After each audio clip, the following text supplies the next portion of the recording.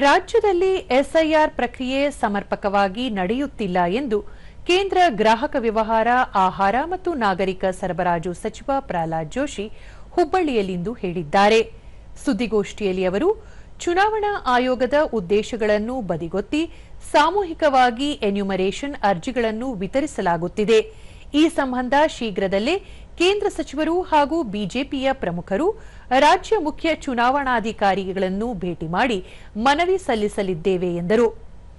ಮತಗಟ್ಟೆ ಅಧಿಕಾರಿಗಳು ಮನೆ ಮನೆಗೆ ತೆರಳಿ ಅರ್ಜಿ ಭರ್ತಿ ಮಾಡಿಸಿಕೊಳ್ಳಿ. ನಿಗದಿತ ಸಮಯದೊಳಗೆ ಪ್ರಕ್ರಿಯೆ ಪೂರ್ಣಗೊಳ್ಳದಿದ್ದರೆ ವಿಸ್ತರಣೆಯೂ ಆಗಬಹುದು. ಮತದಾರರ ಪಟ್ಟಿ ಪರಿಷ್ಕರಣೆಯಲ್ಲಿ ಪಾರದರ್ಶಕತೆ ಕಾಪಾಡಿಕೊಳ್ಳಿ ಎಂದು ತಿಳಿಸಿದರು. ಸಿಖ್ ಇರಬಹುದು, ಜೈನ್ ಇರಬಹುದು, ಕ್ರಿಶ್ಚಿಯನ್ ಇರಬಹುದು, ಬಟ್ ನೀವು ಸರಿಯಾಗಿ ಇದನ್ನು ಮಾಡೋದು ಇದು ನಿಮ್ಮ ಕರ್ತವ್ಯ. ಮತ್ತಿದೆಲ್ಲ ಕಾನೂನು ದೃಷ್ಟಿಯಿಂದ ನೋಡಿದ್ರೆ ಇಡೀ ದೇಶಾದ್ಯಂತ ಇದು ಸುಪ್ರೀಂ ಕೋರ್ಟ್ ನಲ್ಲಿ ಹೋಗಿ ಸುಪ್ರೀಂ ಕೋರ್ಟ್ ಇದರ ಕಾನ್ಸ್ಟಿಟ್ಯೂಷನ್ ವ್ಯಾಲಿಡಿಟಿ ಎತ್ತಿ ಹಿಡಿದಿದೆ. ಅದಕ್ಕೆ BLAಗಳಿಗೂ ನಾನು ಹೇಳಲಿಕ್ಕೆ ಬಯಸ್ತೇನೆ, ನೀವು ಬಹಳ ಏನಂತಾರ ಅದಕ್ಕೆ ನಿಮ್ದು ಕೆಲಸ ಏನದ ಅದು ಸರ್ಕಾರಿ ಹೈರಾರ್ಕಿಯಲ್ಲಿ ನೋಡಿದ್ರೆ ಯಾರು ದೊಡ್ಡವರು ಯಾರು ಸಣ್ಣವರು ಅಂತ ಹೇಳಿದ್ರೆ ಬಹಳ ಸಣ್ಣ ಕೆಲಸ.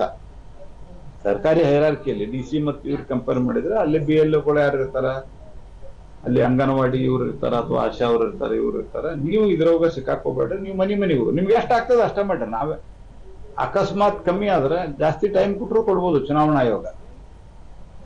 ಆದ್ರೆ ದಯಮಾಡಿ ಇದನ್ನ ಮಾಡ್ಬೇಡ್ರಿ ಅಂತ ವಿನಂತಿ ಮಾಡ್ರಿ.